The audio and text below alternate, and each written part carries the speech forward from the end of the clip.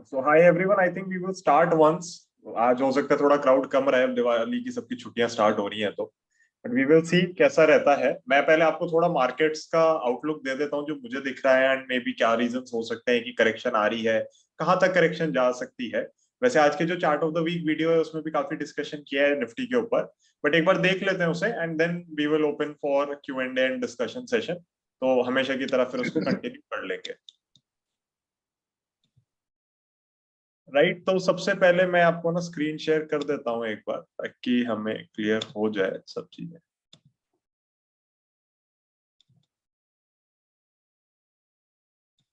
I hope my screen is visible to everyone.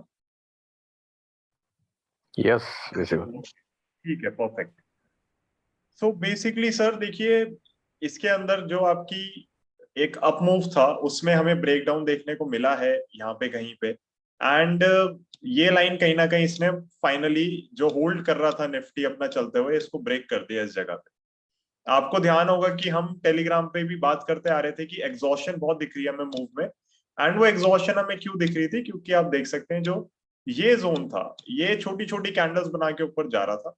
उसके बाद आपकी इस कैंडल पे कहीं ना कहीं एग्जॉशन और बढ़ गई एंड देन करेक्शन जो स्टार्ट हुई है, और वो ट्यूसडे के जो लास्ट 10 मिनट से करेक्शन स्टार्ट हुई है मार्केट्स के अंदर बेसिकली, वो अब तक कैरी फॉरवर्ड हो रही है। अब मेरे को था कि यहाँ तक आना इसके लिए मुश्किल है, आना चाहे तो आ सकता है क्योंकि सपोर्ट अगला यही था। And this is exactly what the market has done. इसने कोशिश करी इस लाइन को होल्ड करने की। आप यहाँ पे जो चार कैंडल्स हैं तो देख सकते हैं, it was trying to hold on to those levels but then it fell. एंड फ्राइडे को बिल्कुल आप देखो कैसे लाइन को टच किया है इसने। राइट, तो लाइंस पहले से ही बनी होती हैं, लाइंस पे मैंने आज नहीं बनाई। बट अगर आपके सपोर्ट फॉलो हो रहे हैं या मार्केट्स को भी वो दिख रहा है जो हमें दिख रहा है, तो this is a big sign कि एक बुल मार्केट ही है, क्योंकि बुल मार्केट में ही आपके सपोर्ट फॉलो होते हैं, रेजिस्टेंस आपके हमेशा बेयर मार्केट में फॉलो होते हैं। तो कहीं ना कहीं इसके अंदर जो भी करेक्शन थी, एंटिसिपेशन तो थी, इतनी फास्ट होगी नहीं होगी ये देखो कोई भी नहीं बता सकता। बस बुल मार्केट में करेक्शंस का एक कैरेक्टरिस्टिक होता है कि वो बहुत फास्ट होती है, वो आपको खरीदने नहीं देती है आसानी से। राइट, तो उसमें हमेशा एक फियर बना रहता है कि यहाँ से कहीं और ज्यादा गिर गया तो कहाँ तक चला जाएगा, रिकवरी होगी नहीं होगी। तो जब तक फियर रहेगा तब तक ही बुल मार्केट रहती है। जब सब कुछ हो जाता है ना, पिक्चर बहुत ही क्लियर है, क्लीन है, कोई दिक्कत नहीं है, तब आप नॉर्मली देखते हो वो बुल मार्केट का एंड होता है। तो इसलिए अभी हमें कोई दिक्कत नहीं लग रही। अभी इसने चलना ही स्टार्ट किया है, इसको शायद 1.5 साल हुआ है अभी चलते हुए। एंड आई डू एक्सपेक्ट कि 4-5 साल की अच्छी खासी हमारे सामने बुल मार्केट एक है। एंड उसके अंदर नॉर्मल करेक्शंस वगैरह आएंगी तो we'll have to definitely sit through them. But trading में हमें उनके साथ बैठने की जरूरत नहीं होती है, that is exactly what we did. Literally उस दिन जब वो गिरा तो स्क्रीन सामने खुला हुआ था, लकीली अगर उस दिन भी नहीं एग्जिट करते तो अगले दिन वेडनेसडे सुबह करते थे। बट आपकी जो करेक्शन आई, हैवी प्राइस वाइज करेक्शन जो आई मार्केट्स में, तो उसमें कहीं ना कहीं बेस्ट होगा कि हम लॉन्ग साइड की पोजीशंस तब तक बिल्ड ना करें जब तक अब हमें क्लैरिटी नहीं दिख रही। We definitely did pick one trade on Friday, that was ABB India। Friday या थर्सडे को पिक करी थी जब आप लोग के लिए भी चार्ट डाला था मैंने। एंड पावर सेक्टर पे क्योंकि रिसर्च काफी चल रही है, इनफैक्ट वही चार्ट ऑफ द वीक भी है। तो पावर सेक्टर, एनर्जी सेक्टर पे जो भी हमारी रिसर्च चल रही है उसमें एबीबी इंडिया कहीं ना कहीं शॉर्टलिस्ट में आया है।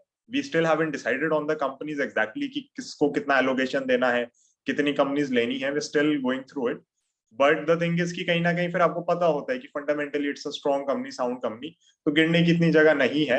And may be if you know we pick that company तो हो सकता है कि मीडियम टर्म में रिटर्न्स आ जाएं या इवन हो सकता है शॉर्ट टर्म में आ जाए। Friday I think it moved a good 6%, तो उसमें कोई दिक्कत की बात ऐसी नहीं है, उसका चार्ट भी ठीक चल रहा है।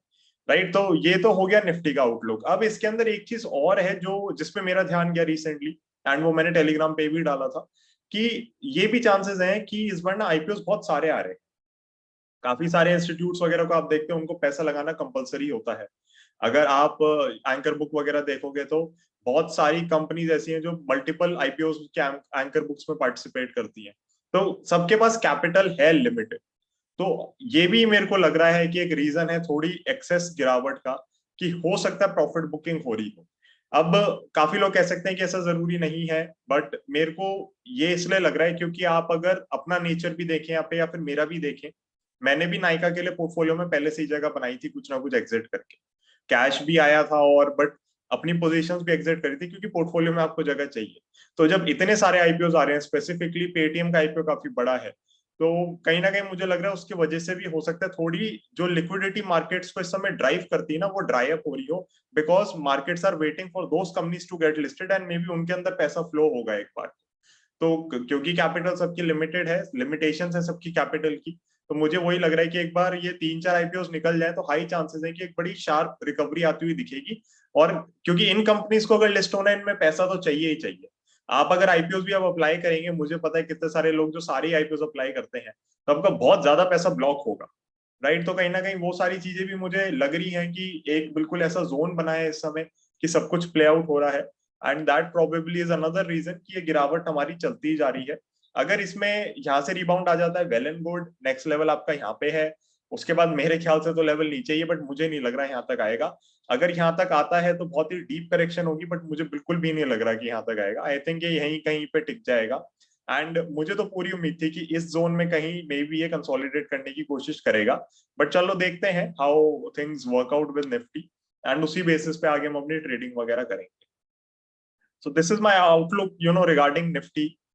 मैं इसको शेयरिंग स्टॉप कर देता हूँ। अगर आप लोग के कोई क्वेश्चंस है तो we can open the session for discussion, because आज पार्टिसिपेंट्स बहुत कम है, मुझे उम्मीद थी ज्यादा आएंगे, बट ठीक है।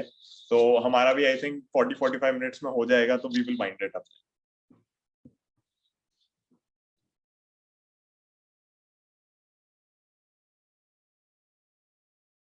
Anyone has any question? Jatin, Telegram में एक सेशन में आपने बोला था कि now you will start using Fibonacci ratio, so any update on that for this technical analysis? Have you started? Fibonacci तो मैंने आपको कहा था ना, मेरे लिए वर्क नहीं करता, तो मैं मतलब फिबोनाची जो आपकी रिट्रेसमेंट्स होती हैं, I do use Fibonacci retracements, but अगर जरूरत नहीं है तो फिर मैं यूज नहीं करता हर जगह। एक्सटेंशंस तो मैं यूज करता ही नहीं हूँ बिल्कुल भी। तो मतलब मेरे को नहीं ध्यान कि आई सेड कि आई स्टार्ट यूजिंग फिबोनाची। मतलब सर मेरा पूरा सिस्टम प्राइस के ऊपर ही है, तो as long as I can see what's happening in the markets, तो मेरे को ऐसी कोई दिक्कत नहीं लगती कि इंडिकेटर्स की मुझे सहारा लेना पड़ेगा, सजेशन लेना पड़ेगा। तो that is the thing. Okay okay या हाँ जतिन जी, गुड आफ्टरनून। जी गुड आफ्टरनून सर, बोल रहा हूँ। जी सर। या जतिन जी बताइए, जैसे अभी आपने ना, अगर जैसे आपने अभी नायका का स्टडी किया, तो नायका में आपने ना वैभव ग्लोबल को भी स्टडी किया क्या? नहीं क्योंकि सर, वैभव बिजनेस ग्लोबल को नहीं ऑलमोस्ट किया। सिमिलर है। जहां तक मैं अवेयर हूँ, वैभव ग्लोबल आपका ज्वेलरी सेगमेंट के अंदर है rather than okay. Cosmetics.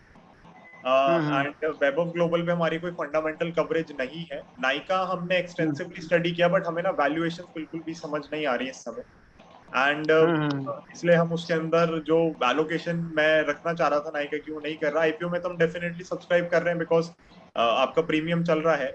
But later से आपकी $7.5 बिलियन की वैल्यूएशन है, उस पर आप 50-60% प्रीमियम भी ले जाते हो, तो you are easily going to be above $10 billion. $10-11 billion की तो आपकी वैल्यूएशन होगी लिस्टिंग वाले दिन।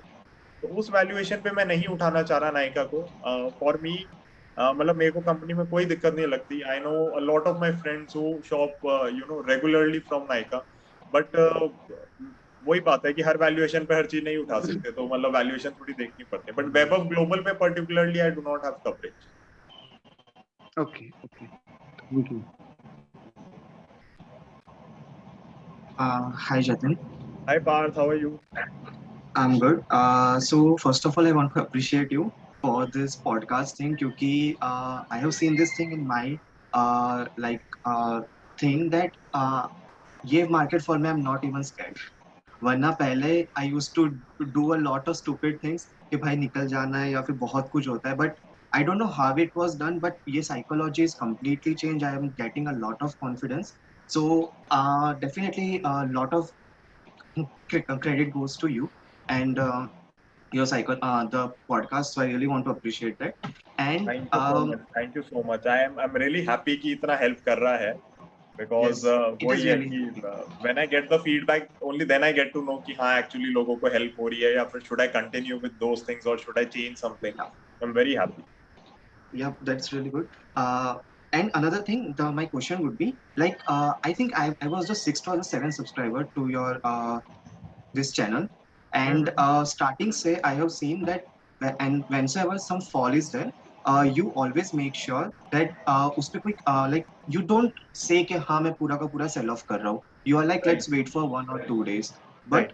on last Tuesday, you were very sure about it, and trust Right. me, I saved a lot of money by exiting my position Right. just because you told it, and मैंने उसी time पे सारी swing positions exit कर दी थी. So Right. how did you come to know about it? Like what thing that you saw in the market you were like कि नहीं इस बार ये sharp correction हो सकती है. It's not like that last time के एक दो दिन की correction के बाद वापस pull up हो जाएगा.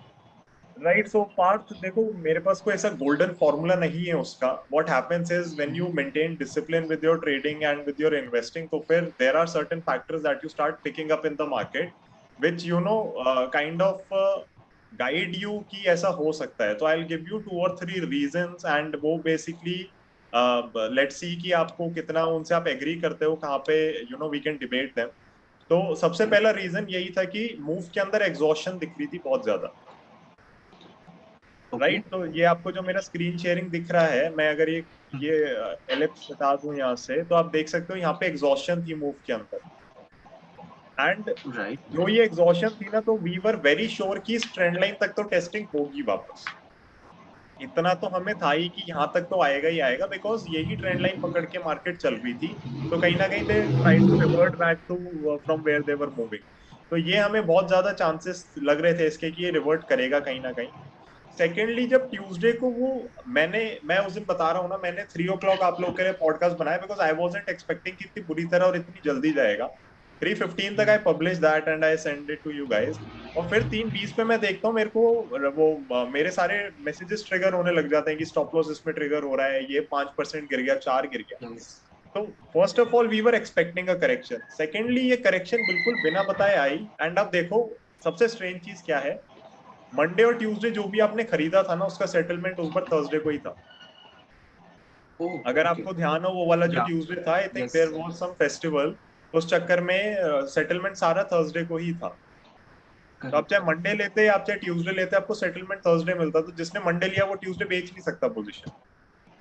राइट. सो अगर मार्केट को गिरना है, वो ट्यूसडे गिर रही है, तो सोचो जिसने मंडे बाई किया वो तो बेच ही नहीं सकता पोजीशन, क्योंकि वो उसके डीमैट में ही नहीं आई है, सेटलमेंट ही नहीं हुआ है. तो वो बहुत ही बड़ी एक दिक्कत भी थी. और मार्केट्स नॉर्मली ऐसे टाइम पे गिरते हैं जब वो आपको फंसाना चाहते हैं, because we have said this repeatedly again and again कि मार्केट्स का यहाँ पे काम नहीं है आपको पैसा कमा के देना. It's not an easy place to be in. But अगर आप लंबे समय के लिए रहते हैं, अच्छी कंपनीज में रहते हैं, तो बाय डिफॉल्ट आपको पैसा आ जाता है. तो दैट वाज अनदर रीजन जो मेरे बैक ऑफ द माइंड था कि यार ये गिर रही है तो ट्यूसडे को ही लास्ट में एकदम क्यों गिर रही है. वेडनेसडे भी तो गिर सकती है. Wednesday everyone will be able to exit, but Tuesday सब लोग एग्जिट नहीं कर सकते थे. ऑल्सो बिफोर दैट, उस वीकेंड पे हम अब तक, मैं आपको बताऊंगा, जब से अडानी ग्रुप का फियास्को हुआ था ना, जब अडानी ग्रुप के अंदर फेक न्यूज आई थी कि इनकी होल्डिंग ऐसी है वैसी है और गिर गया था, उसके बाद से हम बिल्कुल 100% डिप्लॉयड नहीं थे ट्रेडिंग में एक बार भी. ये पहला बारी हुई थी जब हम ट्रेडिंग में फुल्ली डिप्लॉयड थे. इससे पहले हम बिल्कुल भी फुल्ली डिप्लॉयड नहीं थे.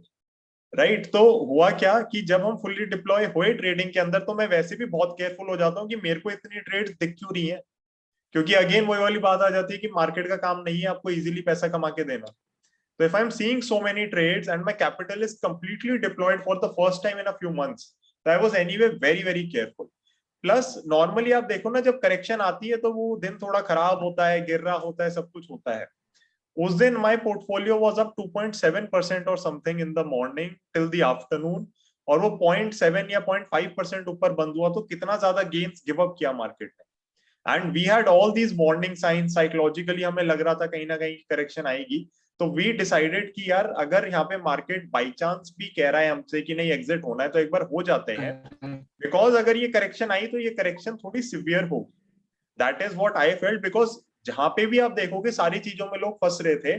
अगर आप सोचो पार्थ, मैं फुल्ली डिप्लॉयड हूं, तो मैं ये मान के चल रहा हूँ कि काफी लोगों को ट्रेडिंग में वो चीजें दिख रही हैं. Stocks like HDFC bank, Adani enterprises, हमने दालमिया भारत डिस्कस किया था, इन सब में ब्रेकआउट्स थे. Right. And these are big companies, these are not your small companies जो ब्रेकआउट देके बैठी हुई थी. तो कहीं ना कहीं अगर आपकी बड़ी कंपनीज में इतने ब्रेकआउट्स हैं और वो चीज मुझे दिख रही है, तो वो चीज बाकियों को भी दिख रही है. तो आई वाज एक्सपेक्टिंग कि काफी लोग काफी बुलिश होके काफी पोजीशंस लेके बैठे होंगे. एंड जो ट्यूसडे को गिराना, ये बजाय लेट से मंडे गिरने के या लेट से वेडनेसडे गिरने के, तो उसमें मुझे और ज्यादा डाउट्स हुए कि मे बी ये करेक्शन थोड़ी और सिवियर हो सकती है। It's best to exit whatever we can, और बाकी फिर हम वेडनेसडे को एक बार कॉल ले लेंगे। ऑल्सो ऐसा एक दो बार पास्ट में और हुआ है कि when we exited, you know, जल्दी हम एग्जिट कर गए because according to our discipline we decided कि नहीं यार एग्जिट यहाँ करना बनता है, but the markets fluctuated for 2-3 days and then they again started moving up. Yes. But अगर वो होता है तो फिर we would have bought again.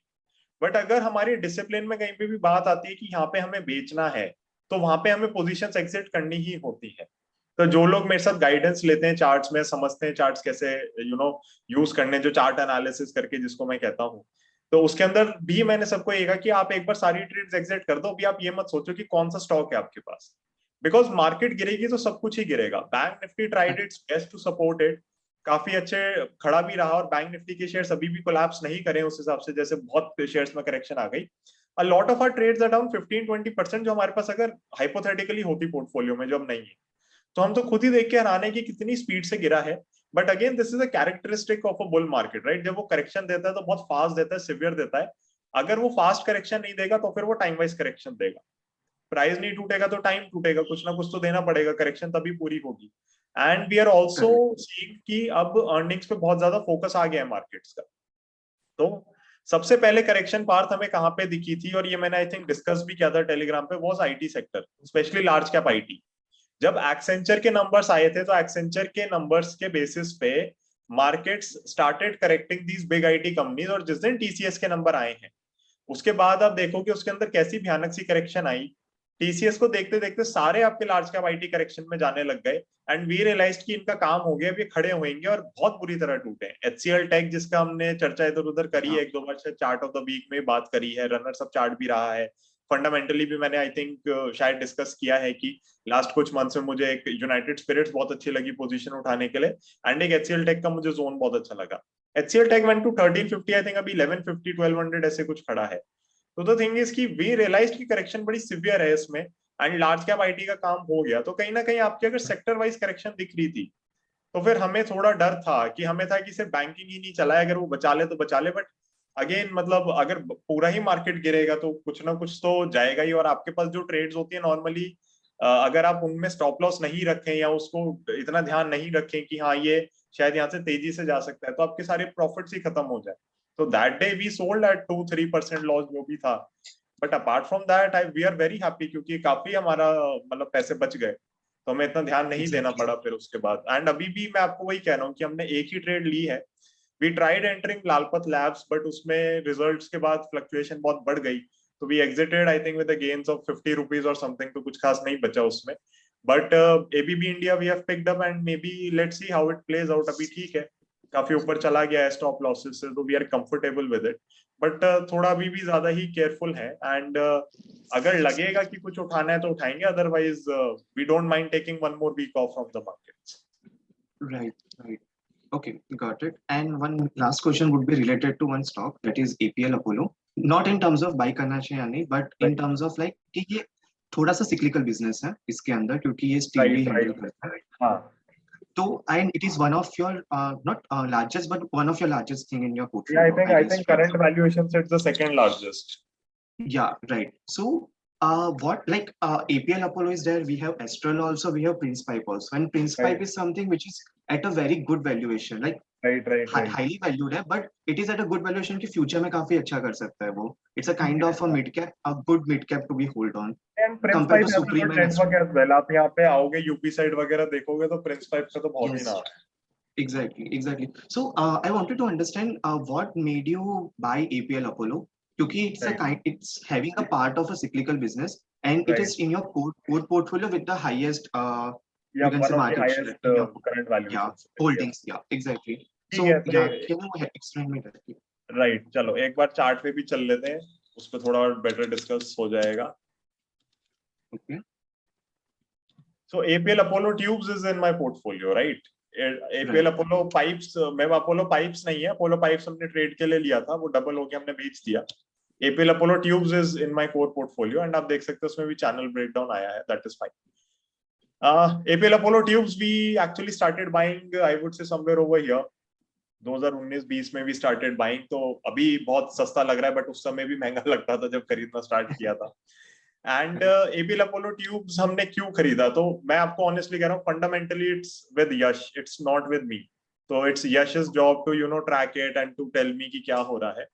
But अगर आप ऊपर ऊपर से मैं आपको बिजनेस समझाऊं तो दिस वन इज इनटू, जैसा आप कह रहे हैं कि स्टील पाइप्स वगैरह का काफी काम है, and it's kind of a shallow cyclical business. Shallow cyclical का क्या मतलब है कि ये स्टील नहीं बेच रहे, ये पाइप्स बेच रहे हैं अपने नाम की, तो इनके पास कहीं ना कहीं प्राइसिंग पावर है, एंड वो प्राइसिंग पावर इन्होंने बहुत मेहनत करके बिल्ड करी है। And I have even spoken with a few distributors of pipe जो स्पेशली स्टील पाइप्स वगैरह में काम कर रहे हैं, एंड सबसे आप पूछोगे तो वो यही कहते हैं कि अपोलो का स्टील ले लो।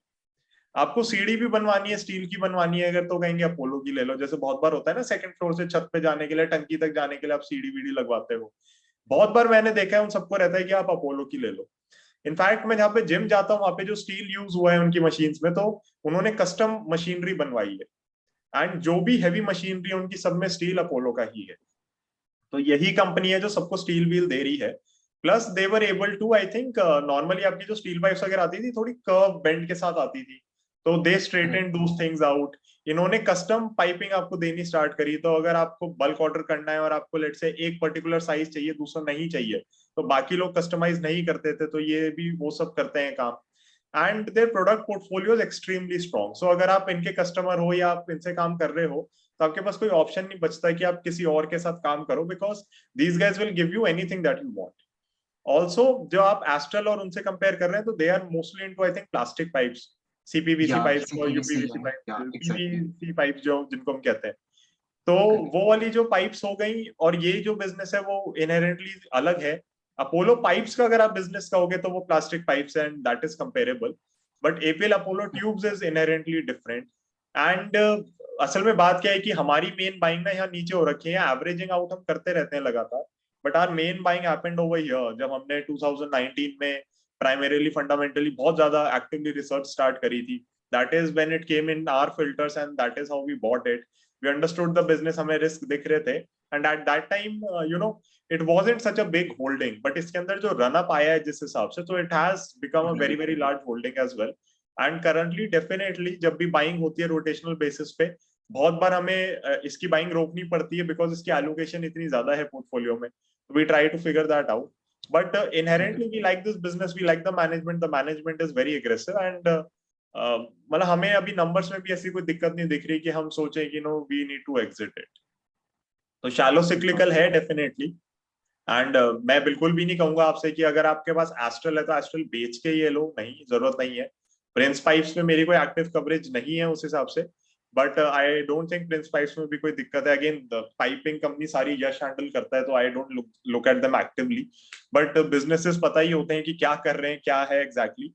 एंड मैं यही कहना चाहूंगा कि इसका बिजनेस थोड़ा उनसे अलग है, but the business is very good. They have been able to make a name for themselves, एक मोट डेवलप किया है, एक ब्रांड डेवलप किया है, and that brand value is very very high for APL Apollo. मतलब मैं तो बहुत जगह स्कटलबट इन्वेस्टिंग के थ्रू ही देख लिया कि इन्हीं का स्टील यूज हो रहा है बहुत जगहों पे, एंड बहुत लोगों से मैंने बात करी है, वो कहते हैं कि थोड़ा अगर महंगा भी पड़ेगा ये लो, इसकी क्वालिटी बहुत अच्छी है। एंड अल्टीमेटली इतना कोई महंगा भी नहीं पड़ता, क्योंकि वंस यू बाय आपको एक बार लेना होता है, कोई रोज रोज की कंजम्पशन होती नहीं है, तो इतना कॉस्ट डिफरेंस मतलब उस लेवल का नहीं है जितना लोगों को एकदम देखने से लगे। एंड वी रियलाइज कि ठीक है, अगर मार्केट को चीज इतनी पसंद आ रही है, and as long as we are able to understand कि मैनेजमेंट क्या करना चाह रही है, किधर ग्रोथ आ रही है। अब जैसे ही अपोलो ट्राइकॉट को अपने अंदर मर्ज कर रहे हैं, so Apollo Tricoat used to be Best logistics, अलग कंपनी होती थी। एंड आप यकीन नहीं करोगे, जब वो 100 रुपए का होता था तो मुझे दिख गया था कि मे बी उसके अंदर कुछ है, बट वो ये उस समय इतनी कवरेज नहीं थी, समझ नहीं आया था, तो कभी खरीदा नहीं। एंड उसके बाद उसमें भी स्प्लिट व्लिट हुआ है अभी, तो मतलब उसकी वैल्यूएशन काफी हाई होती है अगर ले लिया होता उस समय। बट वही बात है कि जो वो कंपनी भी इसके अंदर अब मर्ज हो रही है, वो चौखट वगैरह आई थिंक बनाती है, बहुत सारी चीजें और भी करते हैं, तो वो स्टील की चौखट और ये सब बनाते हैं, तो लकड़ी जैसे अवॉइड करते हो आप, अगर लेट से बारिश ज्यादा आ सकती है उस साइड से, तो मेरे घर में भी मैंने बहुत बार देखा है कि अब हम सोचते हैं कि एल्यूमिनियम की विंडो बनवा लें बजाय जो इवन प्लास्टिक की जो होता है ना, यूपीवीसी वगैरह के जो डोर होते हैं, उनकी जगह भी अब एल्यूमिनियम वगैरह आने लग गया, that is considered much higher quality. And would आप इसलिए लगा सकते हैं हर जगह, जैसे अगर विंडो बाहर को है तो फिर बारिश होगी तो लकड़ी खराब ही हो जाएगी। तो यूजेज है चीजों के, मार्केटिंग के ऊपर बहुत ज्यादा है कि वो कितना पिच कर पाते हैं, आर्किटेक्ट्स को कितना समझ आता है, बड़े जो बिजनेसेस है जब आप वहां पे बेच रहे हैं, जो बड़ी बिल्डिंग्स बन रही है उनमें आप कितना पिच कर पाते हैं, but we are seeing a good traction in their business, and as long as they continue to grow, their vision is clear, we will continue to hold. Got it. Right. That makes sense. Thanks a lot. Okay ji. Any more questions?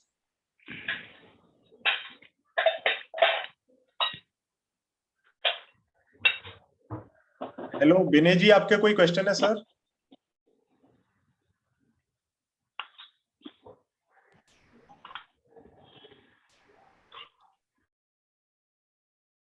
Right guys, if there are no more questions then I think I'll take a leave as well, क्योंकि छुट्टियां चल रही हैं तो हम भी enjoy कर रहे हैं. बहुत टाइम बाद मेरे को ऑफ मिल रहा है, तो आप मेरे को बता दीजिए अगर कोई क्वेश्चन है, we'll take them, otherwise we will definitely close it. Good job. Okay, चलो perfect. Then thank you so much for joining in. अगर आपकी कुछ पर्सनल क्वेरीज हो तो आप मुझे डेफिनेटली व्हाट्सएप पे या टेलीग्राम पे जैसे भी आप कम्युनिकेट करना चाहे कर सकते हैं. I will be happy to take them. मेरे को उम्मीद नहीं थी इतना छोटा सेशन रहेगा. I had actually book till 4 o'clock, but चलो ठीक है, कुछ काम वाम निपटा लेंगे. So thank you so much for joining in and very happy Diwali to all. Definitely जब दिवाली आएगी तो अलग से मैसेज कर देंगे, बट अभी मैंने कहा कि एक बार अब फेस टू फेस है तो विश कर दें. एंड या सो that would be it from my and. अगर किसी को कुछ क्लोजिंग बोलना है, कुछ डाउट है तो आप पूछ सकते हैं. सर मेरा एक सवाल था कि ये जो केमिकल, सर आपकी वॉइस नहीं आ रही मुझे. अच्छा, can we do the averaging of the chemical companies, क्योंकि अभी जो है दीपक नाइट्राइट है. Voice is not very clear. आप मेरे को टाइप करके लिख दें यहाँ पे एक बार, या फोन अपने थोड़ा पास रख लें तो फिर आवाज आ जाएगी क्लियर. सर अभी जैसे केमिकल कंपनीज ना गिर गई हैं, तो can we start the averaging of the chemical companies? Sir see basically mostly chemical companies में मेरे को कोई ऐसी दिक्कत नहीं दिख रही, as long as they're specialty chemical companies. Maybe a few commodity chemical companies you need to be careful in. Commodities में एक बहुत ही अलग बुल रन चल रहा है, and when that bull run stops तो कोई बता के नहीं रुकता, वो तो दिक्कत वहां पे आती है. अगर स्पेशलिटी केमिकल कंपनीज वगैरह आप देख रहे हैं, आई वुड डेफिनेटली से कि अगर आप एवरेजिंग करना चाह रहे हैं तो आप छोटी छोटी क्वांटिटीज में कर सकते हैं. I think one of my portfolio stocks also fell very very sharply. मैं एक बार देख लेता हूँ स्क्रीन पे. सो आई रिमेम्बर ये again see I play chemical as a basket, so Atul is one of them that I have. 10 minute बच रहे हैं, तो आप देख सकते हो कि अब जिस लेवल्स पे आके टकराया है, these look like a good level to average out. मेरी लाइन पहले से थी, वहीं पे आया है ये. तो definitely you can look to average companies. आप मेरे को बता दें कौन सा स्टॉक आप पर्टिकुलर कोई अगर सोच रहे हैं. 10 मिनट बचे, देख लेते हैं चार्ट. दीपक नाइट्राइट ही. दीपक नाइट्राइट. तो दीपक नाइट्राइट में एक चीज तो सर जो हुई है, पहली बात ये ट्रेंड लाइन तो ये खत्म कर गया. तो नेक्स्ट आपका सपोर्ट, नेक्स्ट सपोर्ट आपका 2140 पे है, तो थोड़ा सा नीचे है support, but let us see ये ऊपर जाएगा क्या करेगा.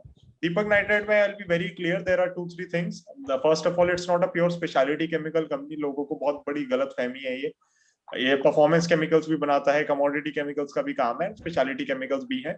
Phenol is one of the chemicals that they make. इनकी दीपक फिनोलिक्स करके जो सब्सिडरी है, that is a big chunk of their revenue. And according to me, phenol itself is not a specialty chemical, commodity chemical ही है. India में I think largest producer Reliance होगा, but Reliance internally consume करता है सारी चीजें. And I think next would be Deepak nitrite, जो actually देता है मार्केट को, जो सप्लाई करता है. अब दीपक नाइट्राइट के केस में हुआ क्या है कि government has taken back their जो एंटी डंपिंग ड्यूटी वगैरह जो लगी हुई थी, तो बाहर से बहुत महंगा पड़ता था फिनॉल, एंड अब इतना महंगा नहीं पड़ता है. तो वो हो गया है. उसके वजह से एक करेक्शन आपको दिखी. इनिशियली जो करेक्शन आई वो बिल्कुल एक फेक करेक्शन थी. Fake correction in the sense, stock को पहले ऊपर ले जाया गया, देन खड़ा रखा और फिर तोड़ दिया. तो ये आप देखोगे तो 2-3 हफ्ते का मूव खराब किया और कुछ भी नहीं किया. But now we are seeing some correction. What I am also hearing from a few people in the industry is कि they are renegotiating their contracts, जो कि नॉर्मली होता नहीं है, because the prices have gone up so much कि they are not willing to lose that much amount of money. I'm not sure कि उसमें कितनी सच्चाई है, कितना क्या है, but that is one thing that I'm hearing, and that is probably not the best strategy for any company to do. अगर आपके contract पहले से in place होते हैं तो you do not revise the prices. तो वो देखेंगे कि कैसे है क्या है, but fundamentally I am very bullish on Deepak Nitrate. As long as they continue to innovate, add new products, ऊपर नीचे अपनी पाइपलाइन बढ़ाते रहेंगे, तब तक कोई दिक्कत नहीं है। आपके लेवल्स आपके सामने हैं जो लाइंस है, and if you want to average then you have your support zones and definitely you can look to average. But आपको एक चीज ध्यान रखनी होगी सर, इसमें रनअप बहुत शार्प आया है, राइट? तो मैंने केमिकल कंपनीज के रिसर्च खत्म करी थी, I bought it on this triangle breakout, इसलिए इसकी लाइन के कलर अलग है। तो यहाँ पे बाई किया था एंड मेरी बाइंग से ही बहुत ज्यादा बढ़ गया है, right? The only thing is I am still holding, I keep on adding, क्योंकि मेरे को कंपनी समझ आ रही है, मेरे को दिक्कत नहीं लग रही। But at these valuations I would wait for let's say this level और maybe this level to add further, या फिर ये इस लाइन के वापस ऊपर जाए, बिकॉज वो आई थिंक इसका एक बड़ा रेजिस्टेंस बन सकता है if it's not able to take it out. तो आप डेफिनेटली देख सकते हैं अपने हिसाब से, जैसे आप एवरेजिंग करना चाह रहे हैं। मेरे को फंडामेंटली ऐसा कोई फ्लॉ नहीं दिखता। जो अभी रिसेंट करेक्शन आई है उसमें जो भी मेरे पास इंफॉर्मेशन थी वो मैंने आपको बता दी है। Apart from that I don't think there is anything else that I need to add on Deepak Nitrate. Thank you. Okay जी, any more questions? Yeah, Jatin, Jatin, hi Binay. So two question. One question is similar on this averaging thing. So Right. basically, I was looking to average Jubilant Ingrevia. Ingrevia, okay. Yeah, and second question, जैसे आपने बोला कि वो जो last week fall आया and you know kind of with 90-95% probability आपको लगा कि market गिरेगा, you squared off trading positions. So आपने पोर्टफोलियो पोजीशंस भी स्क्वायर ऑफ किए क्या, और अगर नहीं किए तो क्यों नहीं किए? Because when we see that we can get something more cheaper again may be after 15 days, so उसका क्या लॉजिक है? राइट सर, तो पहले इनग्रीविया देख लेते हैं। इट्स स्टैंडिंग ऑन सपोर्ट, अगर आप बाय करते हैं अभी 640 के अराउंड का सपोर्ट यहाँ पे बड़ा क्लियर है। बट एक बड़ी जो आपकी ट्रेंड लाइन है नीचे बेस फॉर्मेशन की, वो ये है। आई थिंक रिजल्ट्स के बाद इसमें एक बड़ी शार्प करेक्शन रही है, and which was kind of expected. I mean, Ingrevia and Lakshmi Organics थोड़ी valuations extreme कर गए थे अपनी, and लक्ष्मी में हमने बात भी करी, देखा भी कि किस हिसाब से लोग इसे Ingrevia से कंपेयर कर रहे हैं। बिजनेस कहीं कहीं पे सिमिलर है, और वो मैंने कहा था आपसे कि मैं बाद में एक वीडियो और बना दूंगा कि हम देख लेंगे कि कितनी सिमिलैरिटी है, कितना डिफरेंस है। बट द थिंग इज कि समाउ मुझे लगता है कि लोग ना वैल्यूएशन देखनी भूल जाते हैं इन्वेस्ट करने से पहले, बिकॉज स्क्रीनर खोल के अगर आप देखेंगे प्राइस टू अर्निंग मल्टीपल भी, again price to earning multiple is not the best way to analyse और वैल्यू अ कंपनी, बट कहीं ना कहीं आपको एक आइडिया लग जाता है कि मार्केट इसमें क्या वैल्यूएशन देना चाह रहा है। तो इन कंपनीज की वैल्यूएशन बहुत हाई चल रही थी। आप इनग्रीविया अगर एवरेज करना चाहते हैं, this would be a perfect level to average, but I am not sure कि वो यहाँ तक गिरना चाहेगा, नहीं गिरना चाहेगा। एक आपका जो 630 के अराउंड का जोन है, that looks good enough as well, but अगर 590 तक आता है, 600 तक आपको मिलता है, तो डेफिनेटली बेटर एवरेजिंग आप कर सकते हैं। Secondly sir, question being on एक सेकेंड सर, सेकेंड क्वेश्चन जो आपका था वो था regarding why not sell investing positions.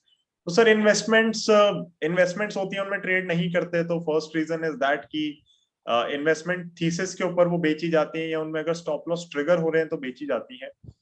ऐसा भी हो सकता है कि मुझे करेक्शन लग रही है, बहुत तेजी से आएगी, एंड बाई चांस ना आए, 4 दिन बाद मार्केट बड़ी सी कैंडल मार के ऊपर वापस चला जाए।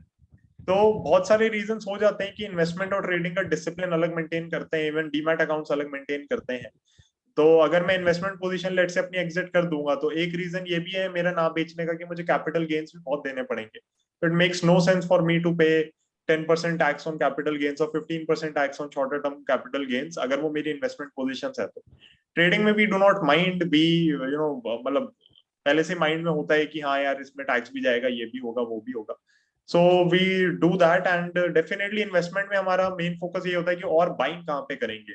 हमें ख्याल ऐसा नॉर्मली कभी भी नहीं आता कि इसको बेचना पड़ेगा, यहाँ नीचे ले लेंगे।